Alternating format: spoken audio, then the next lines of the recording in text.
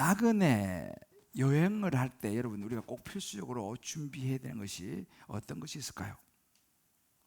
기본적으로 뭐 여비를 준비해야겠죠. 또 이제 나그네에게는 음식이 더 중요하잖아요, 그죠? 또 입을 옷도 중요하고 또 뭐 오지를 가다 되면 나침반 같은 것도 준비를 해야겠죠. 그렇다면 우리가 인생을 살아가는 데 있어서 많은 이런저런 일들이 생기는데 우리는 이제 신앙인으로서 신앙생활의 신앙의 여정을 걸어가면서 마지막 우리의 목적지인 영원한 천국까지 가는데 없어서는 안 될 중요한 것이 있다면 무엇이겠습니까? 저는 아주 시골 출신 촌놈인데요.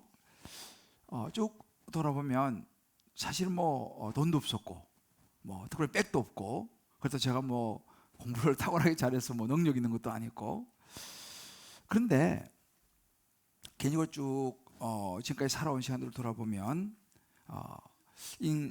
삶의 어떤 순간순간 고비고비마다 제가 꼭 붙잡았던 게 있었던 것 같아요.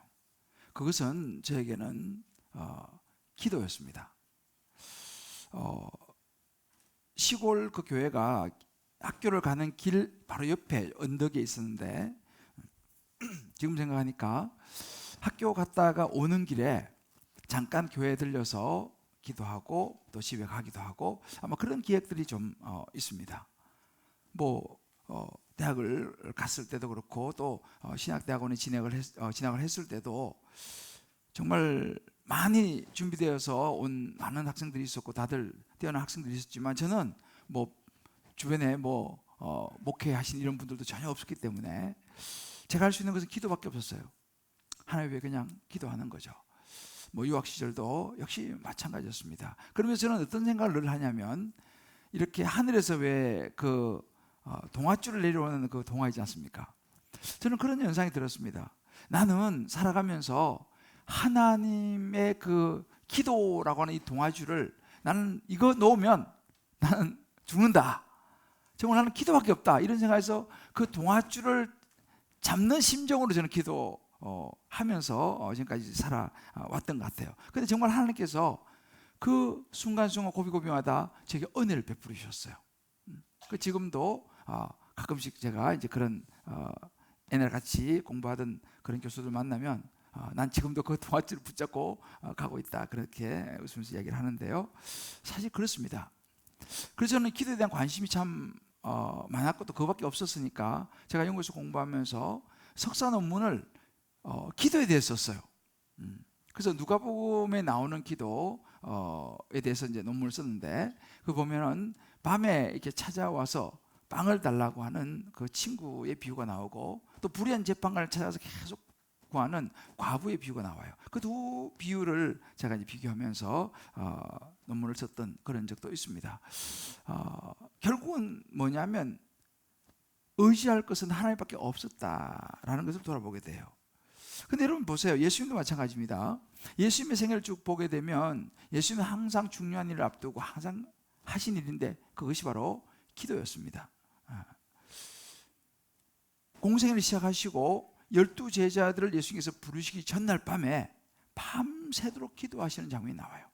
그리고 밤새도록 기도하시고 이제 나가셔서 12제자를 부르시는 그런 모습이 나오는데요. 12제자를 부르고 나서 예수님께서 가장 먼저 가르치신 것이 뭔지 아세요? 기도였습니다. 제자들을 불러놓고 말합니다. 너희는 이렇게 기도해라 라고 가르치신 것이 뭐예요?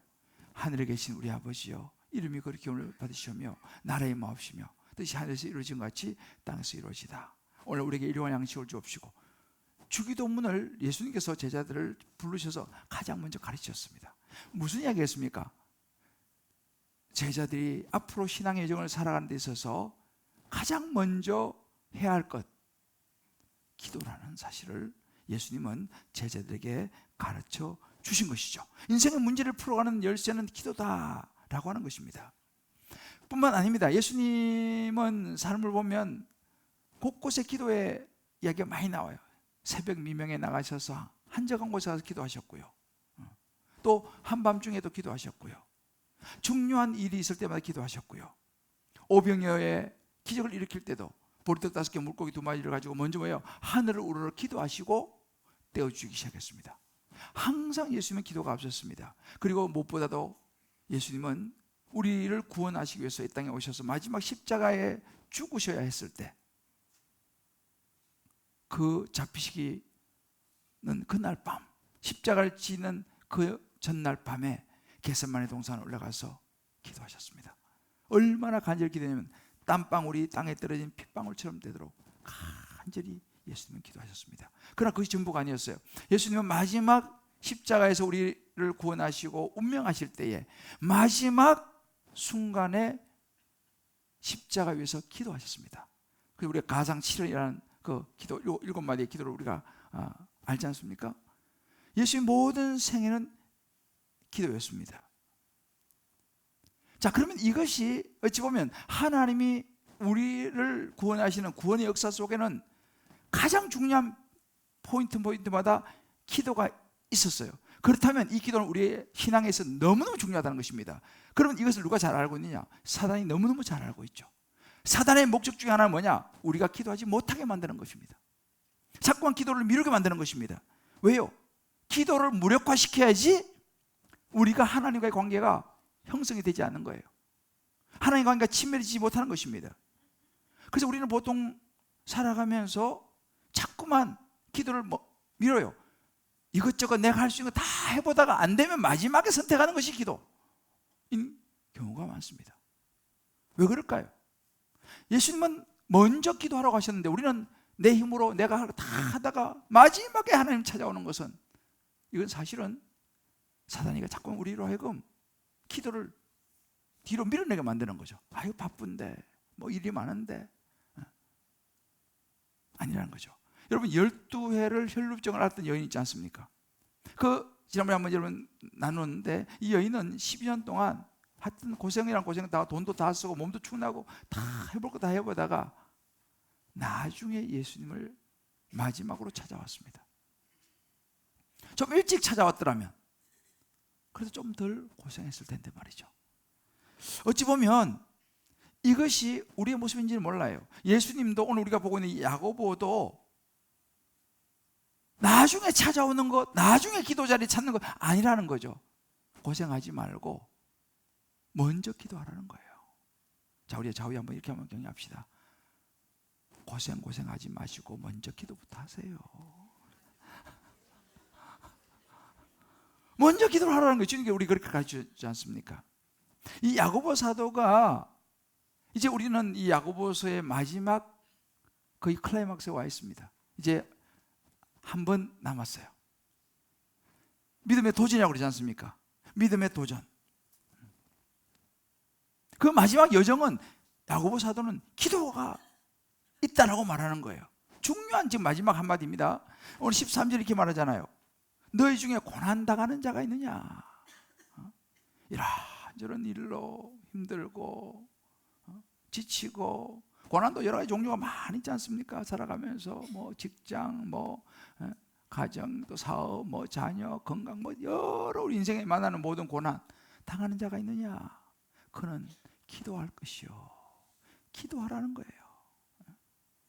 결국 우리 모든 인생의 어려운 고난에 문제를 풀어간 열쇠는 기도다라고 야고보 사도가 제시합니다. 그런데 사실은요, 이 기도라는 것은 말은 아니에요. 뭐 기도에 대해서 우리는 기도에 대한 논문을 100개를 쓰면 뭐 하겠습니까? 기도하지 않으면 의미가 없는 거죠. 기도는 지식이 아니에요. 기도는 행함으로 하는 게 중요하죠. 근데 야고보는 기도에 대해서 말만 하지 않았습니다. 실제로 야고보는 기도하는 사람이었어요.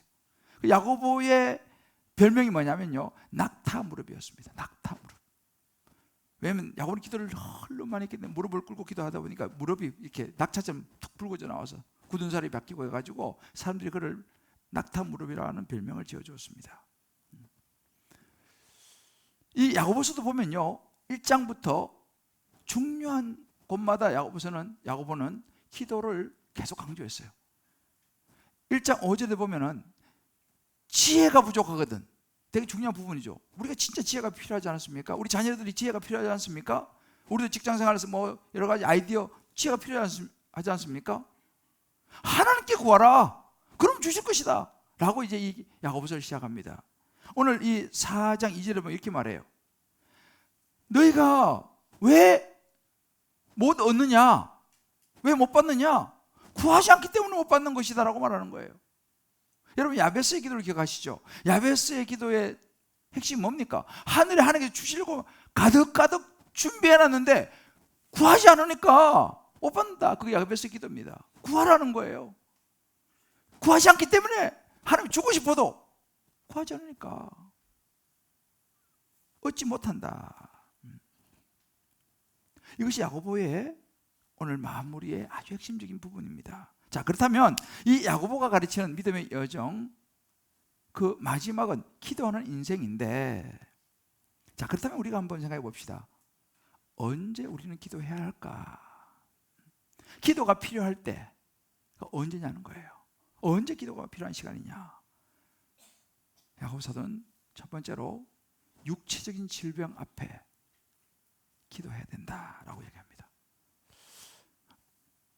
무엇보다 고난이 올 때 기도하라고 얘기하지만 그 고난 중에서 특별히 육체의 질병이라고 하는 고난이 올 때를 언급하고 있어요. 지금요.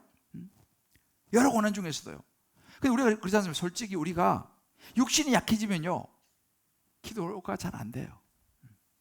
기도 힘들어집니다. 병으로 지쳐가지고 기도할 힘도 없다는 거예요. 최근에 제가 훈련하면서 우리 20분 기도 운동을 하고 있는데 기도를 잘 못했다는 거예요. 왜 그랬습니까? 목사님 독감 걸려가지고 3일 아무것도 못했습니다. 독감 걸려가지고 누워있으면 기도할 시간이 더 많을 것 같은데 오히려 기도를 하나도 못했다는 거예요. 독감 걸려가지고. 여러분 보세요. 그래서 기도는요, 도전이라고 하는 거예요. 도전을 뭐 누구나 쉽게 하면 그건 도전이라고 말하지 않죠. 몸이 아파서 누워서 아무것도 할 수 없는 그때 기도는 도전을 한다는 거죠. 그때 기도한다는 사실입니다. 그럴 때 기도해야 된다는 거죠. 아, 저는 도저히 기도할 마음이 아니에요, 목사님. 그럴 때 기도하라는 거예요. 그래서 오늘 여기 14절 말씀 보게 되면 너희 중에 병든 자가 있느냐? 병들어가지고 지금 내 몸이 죽겠는데 무슨 기도입니까? 기도할 마음도 힘도 없습니다. 그런 때가 있다면, 그런 병든 자가 있느냐? 그런 사람은요, 어떻게 하냐 가르치는 거예요. 교회 장로들을 청해서, 장로들은 주의 이름으로 기름 바르면서 그 사람을 위해서 기도할지니라 이렇게 말합니다. 육체의 질병이 왔을 때 우리가 가끔 무슨 일을 수술받기도 하고, 그죠? 또 수술에 뭐 이렇게 회복하기도 하고, 때로는 이런저런 또 병에 대해서 수술 아니지만 뭐 치료를 받기도 하고, 때로는 약을 먹기도 하고, 뭐 여러 가지 이제 우리가 육체 회복을 위해서 하고 있을 때, 그런 질병이 왔을 때 우리가 해야 될 일은 뭐냐? 교회 공동체의 영적인 지도자들입니다. 오늘 성경에는 장로라고 나오죠. 그러니까 우리가 그렇지만 교회 목사님이나 교회 장로님이나 이런 영적인 지도자들을 청해서 기도를 받으라는 거예요. 우리 교회에서 보면 그런 영적인 지도자들 있지 않습니까? 순장님들 또 마찬가지죠. 이런 분들 청해서 기도를 받으라는 거예요. 물론 병원 치료도 받고 약도 먹고 하는 게 중요하지만 기도의 돌봄을 받는 것이 너무너무 중요하다라고 하는 것을 야고보 사도는 강조하고 있어요. 기도의 돌봄, 다른 거 하지 말라는 것이 아닙니다. 치료도 받지만 중요한 것은 우리는 영적인 사람이기 때문에 기도의 돌봄을 받아야 된다. 여러분 보세요. 제가 가끔 그런 얘기 하지 않습니까? 여러분 교회를 꼭 등록하고 다니십시오. 공동체소에 꼭 들어오셔야 됩니다. 이런 이야기를 제가 가끔 하지 않습니까? 왜 그렇겠습니까? 바로 이런 이유이죠. 왜냐하면 기도의 돌봄을 받으셔야 되는데 교회를 다니면서도 교회에 소속이 되지 않으면 모른다는 거예요. 공동체에 속해 있지 않으면 모른다는 거죠. 그러나 공동체에 속해 있으면 순장님이나 교구 목사님이나 저나 알게 되면 청해서 기도를 받을 수 있는 거예요. 그러면 기도해 주는 거. 이것이 공동체가 꼭 필요한 이유예요. 온라인 들어오시는 분들도 마찬가지입니다. 여러분들 혹시 멀리서 요즘 온라인 많이 들어오셔서 보시더라고요. 멀리서 계신 분들 꼭 가까운 교회 가셔가지고 여러분 등록을 하셔야 돼요. 왜? 그래야지 기도의 돌봄을 받을 수가 있어요. 너무나 중요한 이야기를 여기 하고 있죠. 자, 그러면 여기서 이제 기도를 그럼 할 때 어떻게 기도하느냐 나옵니다. 목사나 뭐 장로나 우리 수녀님들이나 이제 교회에 리더들이 가서 이제 기도를 해 주는데 어떻게 기도해 줘야 되냐? 오늘 14절에 보면 주의 이름으로 기름을 바르며 이렇게 말해요. 기름을 바르며. 여러분 여기서 기름을 바른다는 의미가 뭘까요? 진짜 뭐 기름을 바른 걸까요? 이번에 제가 그 인도에 가보니 인도는 진짜 안수할 때 아직도 기름을 종지해가지고 이렇게 기름을 바르더라고요. 근데 여러분 기름이라고 하는 이 의미는 당시 있잖아요. 치료의 그런 의미도 있어요. 상처에 기름을 붓고 이렇게 상처 치유 이런 의료적인 그런 그 효과도 좀 있습니다만은 그러나 여기서 구체적으로 말하는 것은 뭐냐면 어떤 기름을 바르는 의식이 중요한 게 아니고 이 기름을 바른다라고 하는 이 의미 속에는 하나님의 임재의 상징이 들어있어요. 기름을 바르고 기도하면 이 기름을 바르는 이 행위 속에는 하나님의 임재가 있어서 하나님의 치유의 역사가 그 기름 바르는 행위, 그 믿음의 행위를 통해서 나타난다라고 하는 이 의미가 있습니다. 그러니까 하나님의 임재를 기다리는 믿음, 이것이 행동으로 나타나는데 이거 뭐예요? 기름을 바르는 걸로 나타나는 거예요. 그런데 여기 또 한 가지 중요한 게 뭐냐면 기름을 바르는데 그냥 바르는 게 아니에요. 주의 이름으로 기름을 바르는 거죠. 이 말은 뭐예요? 내 이름으로 바르는 게 아닙니다. 주의 이름, 다시 말해 예수의 이름이라고 하는 이 말 속에는요 하나님의 능력, 하나님의 치유의 능력, 하나님의 뜻이 포함되어 있습니다. 그러니까 기도해 주는 사람은 이걸 분명히 알아야 돼요. 내가 지금 기도하는 이 순간 내가 하는 게 아니라 하나님의 치유의 능력이 임하는 시간, 그래서 그 기도를 통해서 하나님의 치유의 능력이, 하나님의 뜻이 이루어지는 회복의 역사가 일어나는 과정이 뭐냐? 기도의 과정이라는 것 사실이에요. 자, 그럼 여기서 우리가 한 가지 더 중요한 게 뭐냐면 결국 마지막은 사람이 하는 게 아니고 하나님이 하시는 거다, 이 포인트입니다. 그런데 여기 보면 15절에 보면 믿음의 기도 나와요. 믿음의 기도는 병든 자를 구원하리니 주께서 그를 일으키시리라. 그럼 도대체 믿음의 기도가 뭐냐? 믿음의 기도는 병든 자를 구원하리니 주께서 그를 일으키시라. 여러분 여기서 이 믿음의 기도의 대상은요 아픈 사람이 아니에요. 아픈 사람도 물론 기도하지만 아픈 사람 힘도 없고 기도하지도 뭐 능력도 이게 누워 있다면 여기서 지금 믿음의 기도는요 청함을 받은, 보냄을 받은 그 교회의 장로 혹은 목사, 우리 교회 뭐 순장 이런 분들이죠. 이런 분들이 그분들의 믿음으로 기도하는 거예요. 아픈 사람의 믿음이 아니에요. 기도해 주는 사람의 믿음이에요. 그럼 기도해 주는 사람의 믿음의 기도라는 게 뭐냐? 이것은 신실함입니다. 어떤 신실함이냐? 내가 말씀을 따라 이 아픈 사람을 위하여 소를 얹고 기도를 하게 되면 하나님의 능력이 나의 기도를 통해서 그 사람에게 임하고 그 사람이 나음을 입을 것이다, 하나님이 고쳐주실 것이다 라고 하는 믿음, 그것이 믿음의 기도예요. 그것이 기도한 사람에게 있어야 한다는 사실입니다. 그러니까 기도할 때에 내 이름이 아니에요.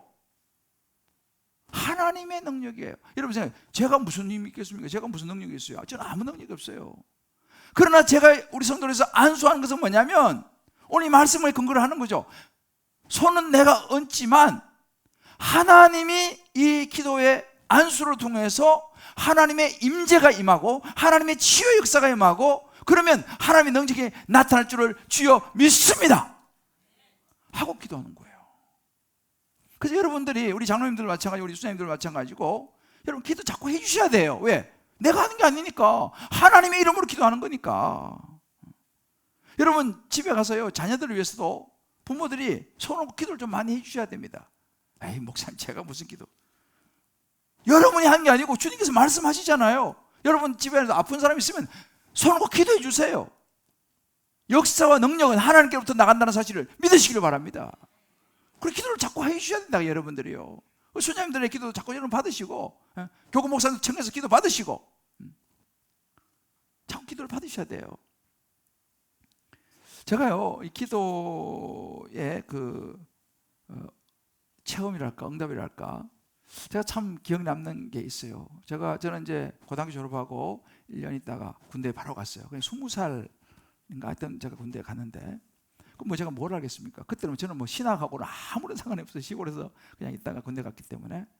그 군대 갔는데 저는 저 양구 21사단 그 자대 훈련소에서 훈련을 받았어요. 진짜 힘들었어요. 훈련병. 그러니까 그 훈련소는 이름도 없어요. 그냥 몇 번 훈련병, 몇 번이야. 그 36번. 근데 그날도 훈련을 다 받고 이제 얼마나 힘듭니까?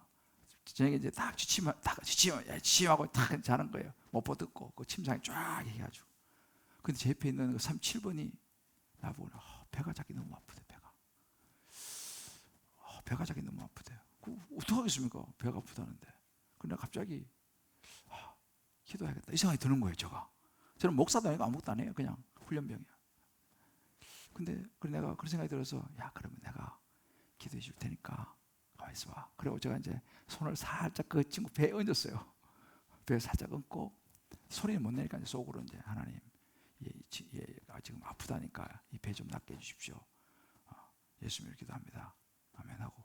그리고 이제 가만히 있더라고. 잠든지 하여튼 가만히 있더라고. 그래서 저 잤어요. 아침에 어떠니까 배 났었대. 기도해 준 내가 놀랐어요. 나 지금 잊어버리지. 그게 벌써 40년이 다 돼가거든요. 난 잊어버리지. 그게 얼굴도 기억이 나요. 제가 배가 났었다는 거예요. 저는요 그 기억을 잊을 수가 없어요. 그리고 나서 세월이 지나서 이제 목사 되지 않습니까? 저는 지금도 있잖아요. 가끔씩 우리 집사람이 배가 아프다 그러면요, 제가 배에 손 얹고 그때 생각이 나는 거예요. 배에 손 얹고 진짜 기도합니다. 하나님, 지금 배가 아픈데 낫게 해달라고 진짜 기도해요. 그러면 아침에 좋게 한대. 여러분도 한번 해보세요. 할렐루야. 이건 제가 하는 게 아니에요. 하나님께서 하시더라니까요. 그래서 저는 우리 성도들에게 기도를 이렇게, 저 때한테는 좀 주저되는 거야. 이거 뭐 내가 기도한다고 뭐 되냐, 이런 생각이 있었는데, 이 말씀을 묵상하면서, 야, 네가 하는 거냐? 너는 손만 얹어, 선포해, 기도해. 역사 내가 한다. 할렐루야. 여러분들도 그렇게 기도하셔야 된다니까요. 가족 위해서 기도해주고, 자식 위해서 기도해주고요. 자꾸 기도해주세요. 순장도 가셔서 막 기도해주시고, 기도 받으셔야 돼요, 여러분들이. 여러분, 작년에 우리 교회 104세 되신 김형석 교수님 오셨잖아요. 이분이 오셔서 이제 이분 또 한 살 더 잡수시는데 여전히 건강하세요. 그 간증했잖아요. 기억나시죠? 이분은 어릴 때부터 너무 병약해가지고 늘 죽음을 생각하는 무의식 상태에 빠지는 거예요. 그러니까 한 번씩 의식을 갑자기 푹 쓰러져서 의식을 잃고, 푹 쓰러지면 그냥 죽은 거예요. 그러다가 한참 더 깨어나는 거예요. 이런 거를 어릴 때부터 너무 여러 번 경험해가지고 의사도 그렇고 부모님도 그렇고, 얘는 20살까지 살아도 잘 사는 거라고 그렇게 다들 이야기했다는 거예요. 그 자기도 내가 어른이 되지는 못하겠다 이런 생각을 했다는 거예요. 근데 14살 됐을 때 있잖아요. 그때도 이렇게 막 죽음을 경험하면서 14살 때 본인이 그 간증했잖아요. 잘 기도했다는 거예요. 하나님께서 저에게도 어른이 될 때까지 살도록 건강을 허락해 주시면 제가 나를 위해 살지 않고 하나님의 일을 위해서 살고 싶습니다. 14살 때 기도했다는 거예요. 14살이 뭘 알겠습니까? 그 죽음이 너무 두려우니까, 언제 죽을지도 모르니까 이 기도를 간절히 드렸는데 지금 104세까지 살고 있다는 거예요. 오래 살고 싶으시면 기도하세요. 그리고 그날 오셔서 얘기했지 않습니까? 이 자리에서 나는 그 기도를 지금도 하고 있습니다. 그 기도는 지금도 이어지고 있고, 그래서 자기를 어른이 될 때까지 살려만 주시면 하나님의 일을 위해 살겠습니다. 그리고 자기는 지금도 하나님의 일을 위해서 살고 있다. 그 간증을 하지 않습니까? 여러분, 바로 저와 여러분이 드려야 될 기도, 이런 기도를 드려야 한다는 거예요. 하나님 앞에 기도를 드려야 한다는 사실이에요. 하나님, 나 좀 살려주세요. 하나님, 내게 건강 주세요. 나 좀 고쳐주세요. 주를 위해 살겠습니다. 기도할 수 있는 저와 여러분 되시기를 주의 이름으로 축복합니다. 자녀를 위해서도 그렇게 기도하세요. 혹시 아픈 자녀가 있으면요, 하나님, 우리 자녀 낫게 해주세요. 이 자녀가 주님을 위해 살 것입니다. 그렇게 기도하세요. 물론 여러분, 한 가지 것은 뭐냐면, 우리 기도는 이렇게 하지만은 언제 어떻게 치유하시고 고쳐주실 건 하나님만 하시는 거예요. 그거는 내 소관 아니에요. 그 때와 타이밍과 모든 것은 하나님이 정하시는 거거든요. 물론 하나님 뜻이면 지금 이 자리에서도 고칠 수 있죠. 그러나 그것은 하나님이 정하시는 거다. 그래서 어떤 사람은 목사님 기도해도 안 되던데요. 그것도 하나님 정하시는 거죠. 하나님 때가 있는 거죠. 바울 보세요. 바울도 육체에 가시가 있어가지고요. 고린도후서 12장에 보면 3번이나 기도합니다. 근데 하나님께 뭐라고 말씀하세요? 3번인데 안 고쳐주시고 네 은혜가 네가 족하다 이렇게 얘기하는 거예요. 그럴 수도 있어요. 하나님의 때가 있고 하나님의 방법이 있고 하나님의 역사하심이 있다는 사실이에요. 그럼 여기서 구원이라고 하는 이 의미 속에 뭐가 들어있냐면 완전한 치유는요, 우리 육체가 회복되는 건 아니지만 완전한 치유는 이 땅이 아니라 영원한 천국에서 우리는 완전한 치유를 얻는 줄을 믿으시길 바라요. 바울이 그 이야기도 이 의미 속에는 사실은 들어있습니다. 결국은 뭐냐? 아버지의 뜻이에요. 그렇지만 야고보는 이렇게 말하는 거예요. 1장 6절을 보게 되면 믿음으로 구하고 조금 더 의심하지 말라는 거예요. 기도하면 자꾸 물론 의심이 올라오죠. 그러나 기도했으면 의심하지 말고 하나님께 맡기라는 거예요. 하나님 때에 이루어질 것이다. 할렐루야. 아멘이 설교 약해지지 않을 수 있어요. 자, 우리 그래도 선포합시다.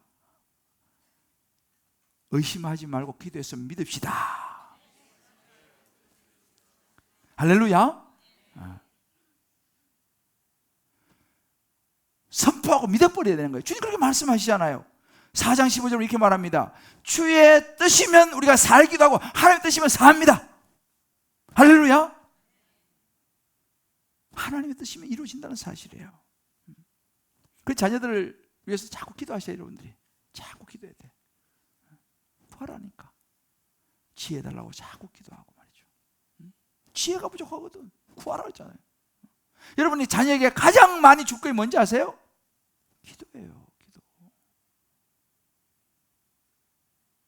자, 우리 한번 좌우로 이렇게 한번 적고 갑시다. 자녀에게 줄 것은 기도입니다. 할렐루야.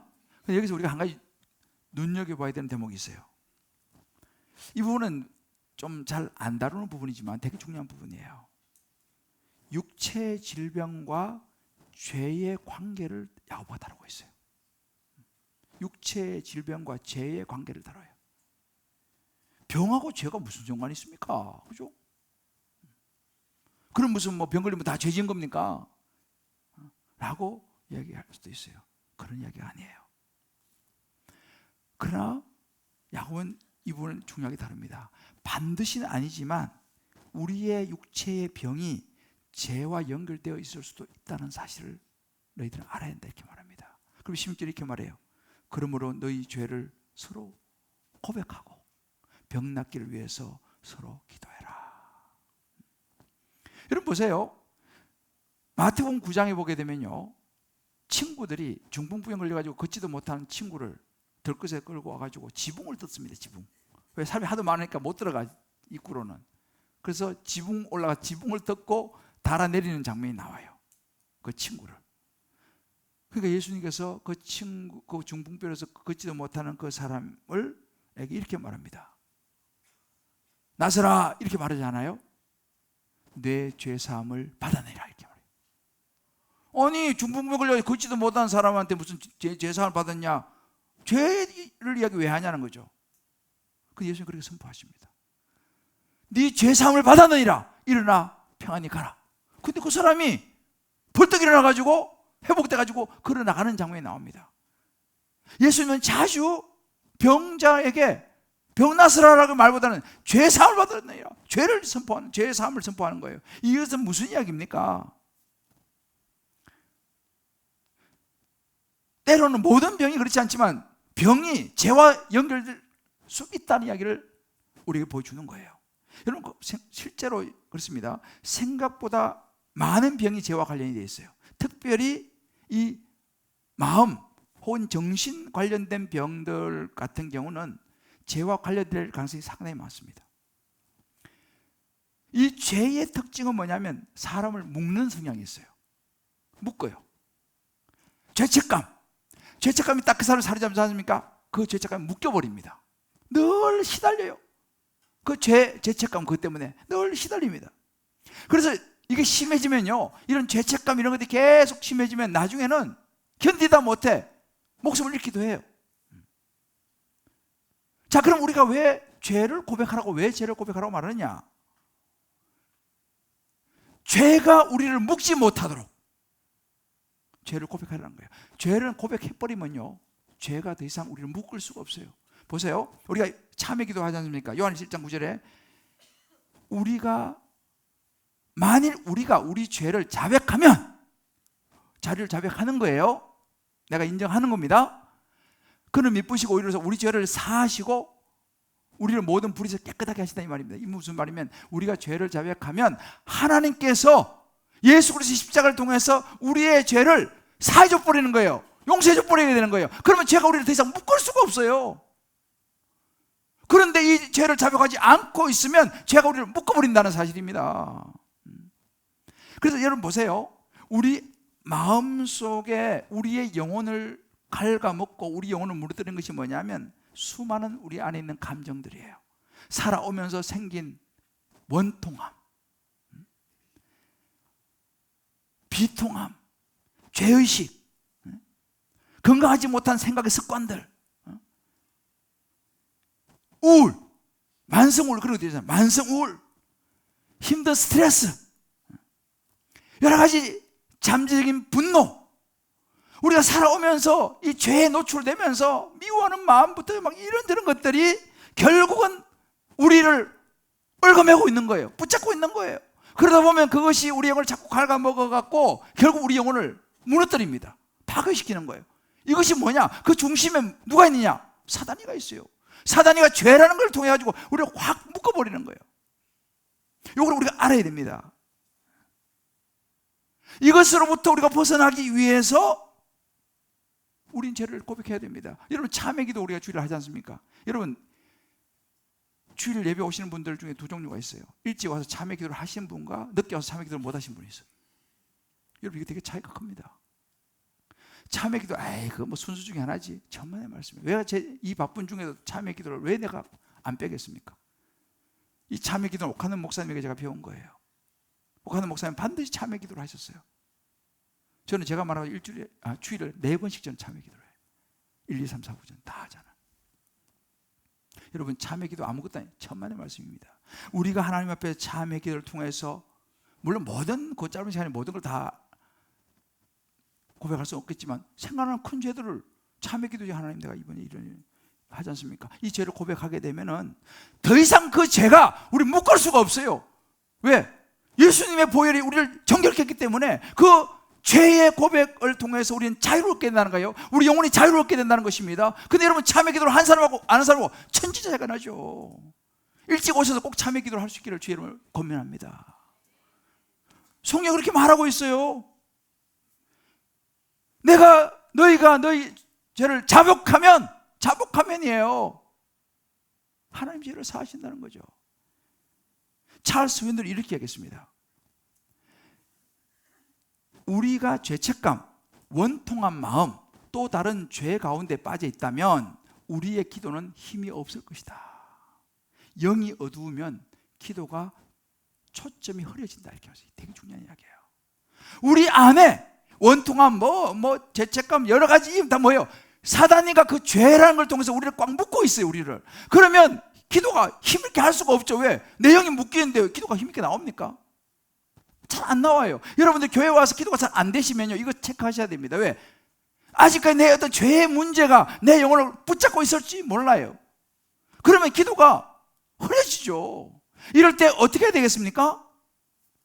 주님 앞에 우리의 죄를 고백하는 기도를 드려야 된다는 사실이에요. 근데 여러분, 이걸 잘 아셔야 돼요. 그럼 죄의 고백이 도대체 죄의 고백이 목사님 어떻게 하는 겁니까? 그래서 천주교는 이것을 고해성사라 그래요. 고해성사. 신부님 앞에 가가지고 고해성사하고 신부님이 그럼 너 이렇게 했어요. 제가 갚아. 운동장 1바퀴 돌아. 그러면 운동장 1바퀴 돌고. 그래 죄사 그렇게 이제 그게 고해성사 아니겠습니까? 근데 여러분, 죄의 고백은 그런 의미가 아니에요. 그렇다고 해서 무분별하게 아무나 만나가지고 나 이런 죄를 지었습니다 이렇게 하는 거, 그것도 아닙니다. 여러분, 오해하시면 안 돼요. 죄를 고백한다는 그런 의미가 아닙니다. 여기 가만히 보세요. 우리 성경을 보게 되면요, 이 죄 고백에는요 환경이 있어요. 환경이요.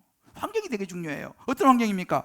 서로 너희 죄를 서로 고백하면, 서로입니다. 서로 고백하고 서로 기도하라 이 말입니다. 이 서로라고 하는 것은 뭐예요? 공동체입니다. 이 공동체는 어떤 공동체냐? 아무 공동체냐? 천만의 말씀 위험합니다. 건강한 말씀 중심의 공동체예요.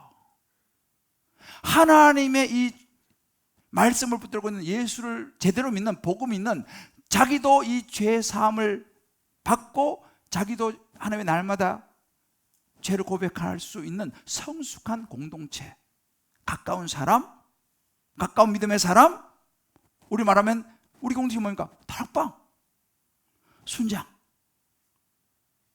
그 공동체를 의미하는 거예요.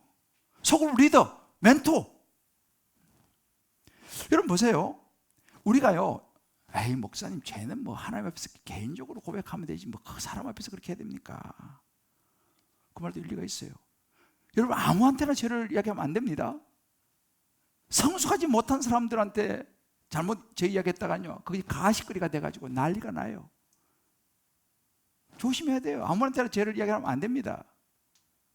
그래서 여기 말하는 거예요. 서로, 여기서 말하는 서로는 믿음의 공동체, 성숙한 공동체, 그 죄를, 현실적인 아픔과 약함과 죄를 공감해주고 그 죄에 대해서 직접적으로 조언도 해주면서 같이 울어줄 수 있는 성숙한 공동체예요.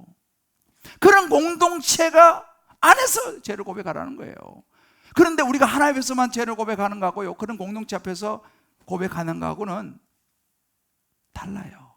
왜냐하면 우리는 이 땅에 살고 있기 때문에 그런 나의 약함과 나의 죄를 받아주고 함께 격려해주고 기도해 줄 수 있는 그 공동체에 나눠보세요. 회복이 일어납니다. 우리 교회에 그런 경험한 사람 많이 있어요. 회복이 일어나요. 왜? 성경이 그렇게 가르치고 있지 않습니까?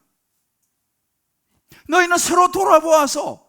그래서 여러분 가장 좋은 이런 공동체를 만나는 게 어딘지 아세요? 제자훈련 받는 거예요. 사역훈련 받는 거예요. 거기는 아주 좋은 공동체입니다. 왜요? 리더가 있고 그 제자훈련이라고 하는 공동체, 사역훈련이라는 그 공동체는요 믿음의 공동체예요. 거기서 저는 지금 수년을 훈련을 하고 있지 않습니까? 이번에도 제가 10명 훈련했습니다. 거기서 많은 회복이 일어났어요. 어떻게 일어납니까? 이 원리죠. 그곳에서 자기의 약함과 자기의 죄를 내어놓으니까 거기서 서로 기도해주고 격려해주고, 그러니까 치유 역사이라고 회복 역사이라는 겁니다. 그래서 여러분들이 제자훈련 사역을 왜 들어가느냐? 영혼의 자유를 얻을지. 답답하신 분들은 다 제자훈련 사역을 반드시 들어가시길 바라요. 할렐루야. 가보세요. 그곳은 안전합니다. 서로 죄를 고백하고 병 낫기를 서로 기도해주고. 그래서 여러분 공동체가 너무 중요하고요. 그래서 제자훈련을 들어가셔야 돼.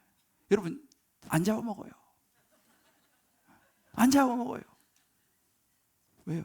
그곳에 가면 한번 가보세요. 목사님 갔는데도 그런 거 없던데요. 와요, 내가 물려줄 테니까. 꼭 저는 여러분이 강력하게 권면합니다. 왜? 야고보가 오늘 그 이야기를 하고 있는 거예요. 실제 이런 것들이 너무너무 경험을 많이 합니다. 우리 이번에 최근에 우리 뷰티 묵상집에 이런 반증이 나왔죠. 아들의 불안과 우울, 아내의 갑상선 암 진단, 아픈 아내와 아들의 사건을 겪으면서 그동안 오래 숨겨온 저의 마약 중독과 죄들을 고백하며 진정한 회개를 하게 되었습니다. 아니, 아들이 불안하고 우울증이고 부인이 암이 걸렸는데 왜 내가 회개합니까? 아들이 나로 인해서 이분도 그런 거죠. 자기 마약하고 죄 짓는 거 이거 아무도 모르는 거예요. 그런데 자식이 자꾸 그런 거야. 하나님 앞에서 그것을 회개하고 나를 돌아보게 만드는 사건이 되는 거죠. 그랬더니만은 그 불안과 우울 아들이 회복되기 시작하고 부인이 회복되더라. 그 이야기를 간증하고 있는 거 아닙니까? 바로 이것입니다. 죄는요 자꾸 감추시면 더 힘을 써요. 부끄러지면 털어내고, 근데 건강한 공동체 안에서 죄는 힘을 잃어버립니다. 여러분에게 육체 질병이 찾아온 분이 계세요? 앞으로 살아가다 찾아올 분도 있을지도 몰라요. 그때 여러분 어떻게 대처하시겠습니까? 지금 어떻게 대처하고 계세요? 제가 말씀 노트에다 잘 써놨어요. 이제 말씀 노트를 여러분들이 방학 때 나오는데요, 이거를 그냥 그 문자로 톡으로 받기를 원하시는 분들은 이야기하세요. 이걸로는 이제 좀 그렇지만 원하는 사람 가져가시면, 이게 너무 중요해요. 여기 다 성경 구절 다 있어요. 꼭 참고하시길 바라요. 우리가 어떤 육체의 질병이 있다면 그 앞에 내가 진실하게 나를 돌아보는 시간, 주님 앞에 내 죄를 돌아보는 시간. 그래서 여러분, 치유를 위해서, 하나님의 치유를 위해서 가정에서, 다락방에서 서로 기도해 줄 수 있는 그런 은혜가 임하시기를 주의 이름으로 축복합니다. 여러분, 두 번째 우리가 기도해야 될 때가 언제냐 하면요, 인생에 풀리지 않는 문제가 있을 때, 그때 우리가 기도해야 됩니다. 그런데 우리는 보통 어떻게 합니까? 기도보다는 고민해요. 우리는 걱정해요. 그 기도는 안 해. 여러분, 고민하고 걱정하는 건 기도는 아니에요. 기도는 하나님께 하는 거예요. 오늘 이 야고보가 그 이야기를 하는 겁니다. 엘리야라고 하는 이 선자의 기도를 통해서 인생의 힘든 문제들, 좌절, 의심과 불안, 어떤 재정적인 어려움들, 관계 안에서 이런저런 갈등들, 삶에 풀리지 않는 이 문제 어떻게 할 거냐? 하나님께 기도해서 응답받아라 이 말이에요. 엘리야가 응답받았다 이 말이죠. 엘리야는요 3년 반 동안 비가 안 오는데 기도하니까 비가 오더라. 근데 엘리야는 어떤 사람이냐? 우리와 성정이 같은 사람이라는 거예요. 엘리야도요 우리하고 특별히 다르지 않다는 것입니다. 성정이 같단 말이 뭐예요? 엘리야도 때로 열받아서 화낼 때도 있고, 엘리야도 자신이 컨트롤 안 될 때도 있고, 성정이 우리하고 같아. 엘리야도 사람이라 이 말이죠. 그러면 엘리야도 사람인데, 물론 그는 훌륭한 선지자였지만은 사람인데, 그거 하나에 비해 기도해서 비가 오지 않기를 간절히 기도하니까 비가 오지 않았다는 거예요. 또 다시 기도하니까 비가 오기도 하고. 엘리야가 우리와 똑같은 사람이 기도해서 응답받았다면 여러분도, 우리도 기도해서 응답받을 수 있다. 할렐루야. 그 말을 여기 지금 야고보 사도가 하고 있는 거예요. 그러니까 여러분, 기도는요 내 이성으로, 여러분 기도는 이성으로 하는 게 아니에요. 하나님에 대한 신뢰와 확신을 붙들고, 엘리야가 기도해서 비가 왔으니 주여 나도 기도하겠습니다. 할렐루야. 이게 믿음인 거죠. 그런데 열왕기상 18장에 보면 이렇게 나옵니다. 7번까지 그 사환을 기도하면서, 야, 비 조짐 있냐 가봐라. 그것도 한두 번, 7번을 보냈어요. 두세 번 하고 만 게 아닙니다. 7번을 보냅니다. 오늘 17, 18절에 보면 이렇게 나와요. 기도한 적 또 다시 기도하니 라는 야고보서 5장 17, 18절에 그 나와요. 기도한 적 또 다시 기도하니 뭐예요? 기도는요 계속 하는 거라는 거예요. 7번씩. 그래 마지막에 7번째 조그마한 손바닥만한 구름이 보입니다 라고 얘기하잖아요. 다시 기도하니, 이게 중요해요. 다시 기도하고 또 기도하고 지속적으로 간절하게 기도하는 거예요. 여러분, 이 구세군의 창시자 윌리엄 부스는요 이런 이야기를 합니다. 그대여 기도할 때 거기에 생사가 달린 것처럼 기도하시오. 할렐루야. 기도할 때 이거 막 대충 되면 되고 안 되면, 이게 아니에요. 생사가 달린 것처럼 주여. 예수님이 그렇게 기도했지 않습니까? 겟세마네 동산에서 땀방울이 피방울이 되듯이 간절히 생사를 걸고 기도했다. 우리는 기도할 때 그냥 대충 하시면 안 됩니다. 정말 간절히 생사를 걸고 기도해야 돼요. 할렐루야.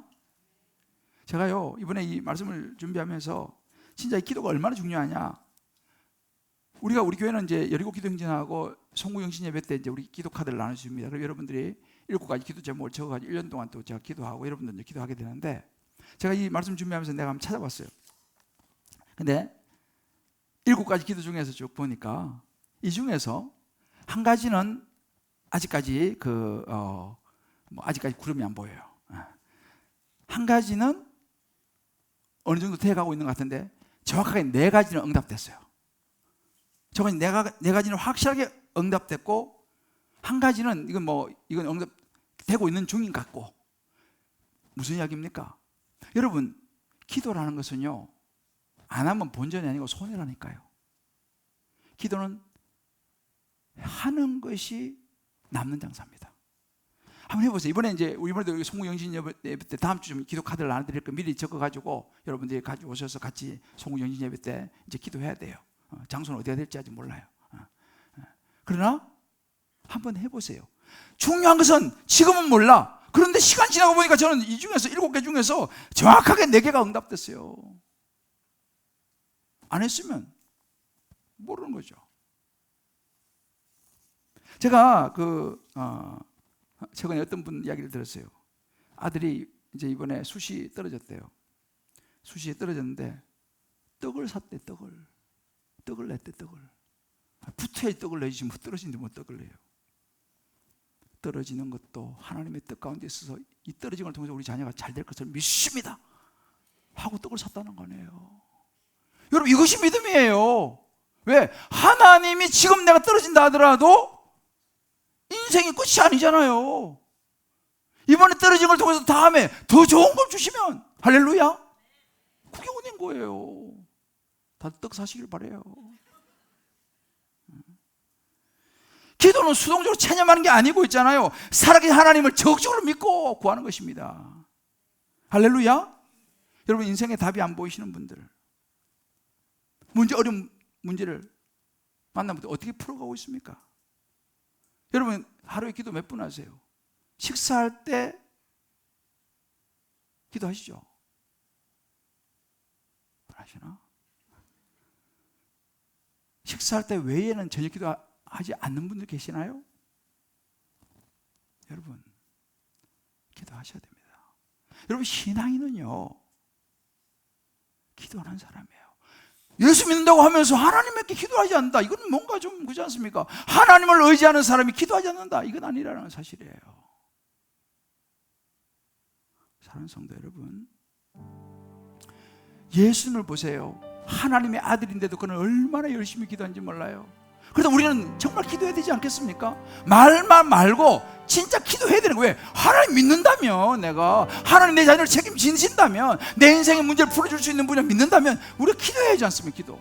우리는 지금 20분 기도 운동을 하고 있어요. 여러분, 정말 기도하실 수 있기를 바라고 기도해야 합니다.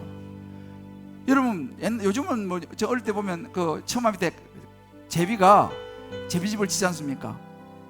그래서 좀 이제 새끼를 낳아가 좀 크면 어떻게 합니까? 엄마가 먹이 물고 오면 제비들이 입을 쫙쫙 벌려요. 입을 쫙쫙 벌려. 그러면 입을 크게 벌린 수직에 먹이를 넣어줘요. 그죠? 아마 보신 분 있을 거예요. 그런데 어떤 새끼는 입을 꽉 다물고 있어. 그럼 먹이를 못 먹는 거예요. 입을 쫙쫙 벌려야지 엄마가 주지. 우리도 하나님을 향해 마찬가지입니다. 예레미야 33장 3절에 말해, 너희는 내게 부르짖으라. 입을 열라는 거예요. 부르짖어야지 내가 응답할 거 아니냐는 거예요. 그래야지 크고 엄밀한 일을 보게 될 거 아니냐는 거예요. 할렐루야. 자, 우리 좌우에 한번 축복합시다. 우리 하나님을 입을 쫙쫙 벌립시다. 입을 쫙쫙 벌려야 돼요. 그래야지 넣어줄 거 아니겠습니까? 기도 입을 여셔야 돼요. 예수님께서요, 누가복음 18장에 이렇게 말했습니다. 제자들에게 항상 기도하고 낙심하지 말아야 할 걸 얘기합니다. 기도하고 그러나 낙심하지, 이 말은 무슨 말이면 낙심될 수 있단 말이죠. 목사님 기도했는데도 안 되던데요. 여러분, 그때 낙심하시면 안 돼요. 멈추시면 안 돼요. 그 뒤에를 읽어보세요. 집에 가서 누가복음 18장 1절 그 뒤에를 읽어보세요. 어떤 일이 벌어졌는지. 하나님께서 풀어주신다는 사실이에요. 할렐루야. 저와 여러분은 믿음의 여정을 걸어가야 합니다. 기도로 돌파해야 돼요. 기도로요. 기도의 반응을 보여야 됩니다. 자, 다시 한번 우리 옆에 있는 손을 좀 잡아주시면, 온라인 들어오신 분들도 여러분 있는 데서 한번 좀, 혼자 계신 분은 자기가 가슴 손을 하시면 돼요. 인생을 기도로 풀어갑시다. 기도는 도전입니다. 기도할 힘이 없을 때 기도해야 됩니다. 할렐루야. 목사님 기도할 힘이 없어요. 그때 기도해야 되는 거예요. 왜? 도전이니까. 도전, 무한도전.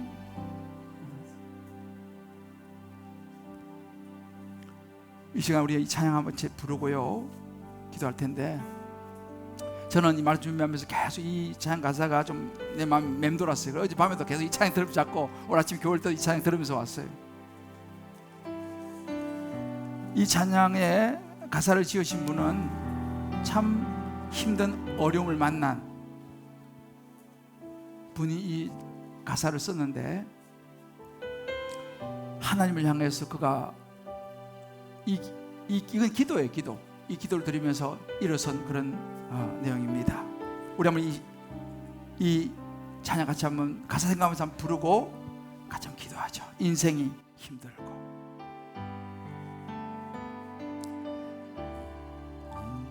인생이 힘들고 고난이 겹칠 때 주님여 날 도와 주소서.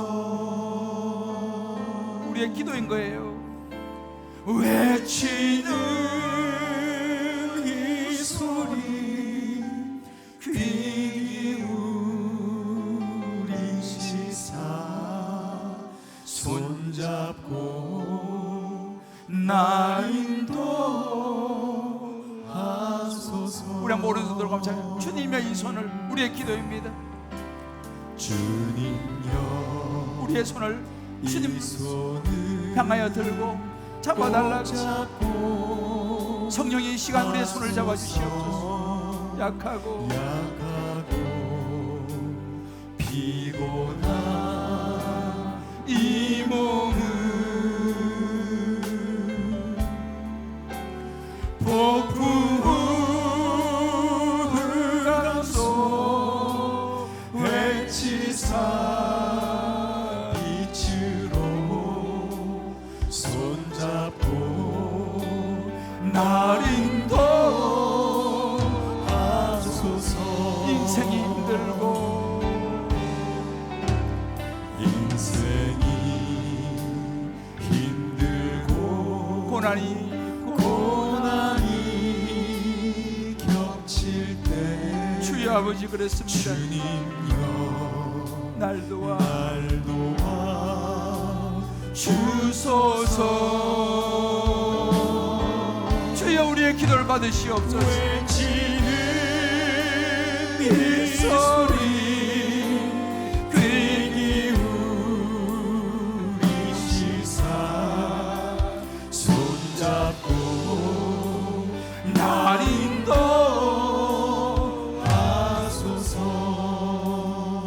이 시간 우리 한번 기도할 텐데요, 오늘 이 자리에 오신 분들, 또 온라인으로 오신 분들, 여러분 중에 육신의 병으로 인해서 고통을 당하고 있는 분들, 회복이 필요한 분들 계시면 그 아픈 부위에 손을 한번 얹어 보십시다. 우리 이 말씀 붙들고 한번 기도하십시다. 여러분 중에서 여러분 인생에 풀리지 않는 문제가 있는 분들 계시면 가슴에 손 얹어 보세요. 자식의 문제든지 뭐 직장이든지 사업이든지 관계든지 참 내 인생에 풀리지 않는 문제가 있다면 가슴에 손을 얹고 우리 한번 이 시간 기도할 때에, 또 우리 온라인으로 오신 분들도 있는 자리에서 한번 손을 얹고 기도하실 때에 하나님의 임재가 임하시면 치유의 역사가 일어날 줄을 믿습니다. 인생의 문제가 풀어질 줄을 믿습니다. 아멘. 하나님 아버지 우리의 손을 잡아달라고, 내 기도에 응답해달라고 우리 한번 이 시간 쫙 외치고 간절한 2, 3분 정도 한번 기도하겠습니다. 주여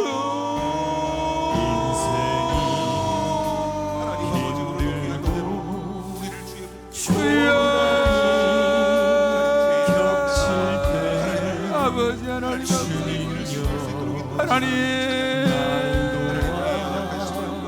주소서. 주여 주님 역사에 원합니다. 하나님 아버지요, 이 시간 손을 얹었습니다. 아버지 회복시켜 주시고 치유하여 주시옵시고 인생의 문제를 풀어주시옵소서. 은혜를 베풀어 주시옵소서. 주여 아버지 하나님의 마음을 다하여 풀어주시옵소서. 하나님 역사하여 주시옵시고 아버지 은혜를 베풀어 주시옵시고 우리 인생의 문제는 우리 육체의 문제는 우리 자식의 문제는 해결하여 주옵소서. 하나님 역사하여 주시옵시고 하나님 하늘의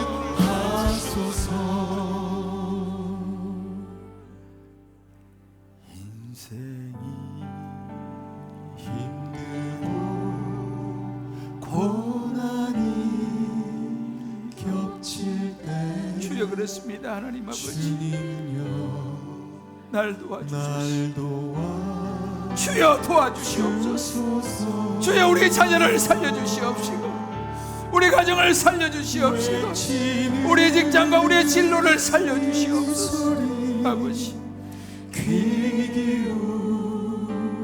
기울이시사 손잡고 나 인도하소서.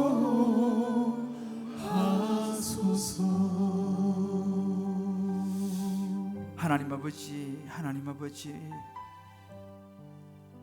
도저히 우리 인생에 풀어지지 않는 문제가 있습니다. 아무리 내가 애를 써도 풀어지지 않는 문제가 있습니다. 주여 이 시간 하나님의 말씀을 붙들고 육체의 질병을 놓고 가슴에 아픈 부위에 손을 얹었습니다. 나사렛 예수의 이름으로 고쳐 주옵소서. 아멘. 나사렛 예수의 이름으로 해결하여 주시옵소서. 아멘. 나사렛 예수의 이름으로 명하노니 육체의 질병은 묶음을 놓고도 나 갈지어다. 아멘. 나사렛 예수의 이름으로 명하노니 우리 자녀를 묶고 있는 악한 영들, 우리 가정과 직장과 사업과 우리 인생을 묶고 있는 악한 영들 예수 이름으로 떠나갈지어다. 아멘. 주여 우리의 죄를 용서하여 주시옵시고 주님. 우리 약함을 용서하여 주시옵시고 아멘. 우리의 애를 죄로부터 주여 자유케 하여 주시옵소서. 아멘. 우리의 죄의 고백을 받으시고 아버지. 나의 죄의 고백을 받으시고 우리 자녀를 풀어주시옵소서. 아멘. 아버지 내 인생을 풀어주시옵소서. 아멘. 회복시켜 주시옵소서. 아멘. 은혜를 베풀어 주시옵소서. 아멘. 주님이 하실 줄을 믿습니다. 예, 주님. 아멘. 주님이 하실 줄을 믿습니다. 아멘. 주님 그렇습니다. 우리의 기도를 받으실 주님을 찬양하며 치유의 주체가 되시는 능력의 요라파의 하나님의 이름으로 예수 그리스도의 보혈의 이름으로 간절히 기도하옵나이다. 아멘.